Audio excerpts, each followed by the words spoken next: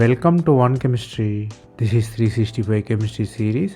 Daily one question for you. Here long chain compound is given. It contains one ketone and one ester and side methyl group reacting with methyl magnesium bromide. You have to find the final product.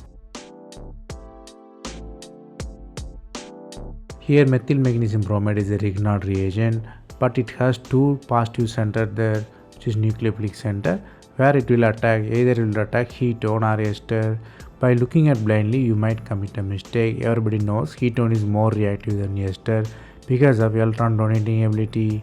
But here ester is very reactive because of alcohol.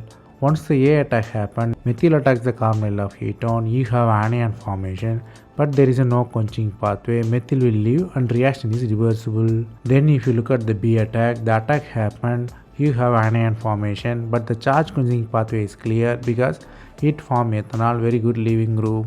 So ester comes into ketone. So our answer is B attack product formation, which is diketone there.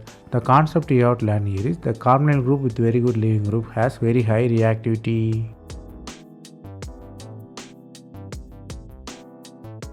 That's all from this video. Thanks for watching.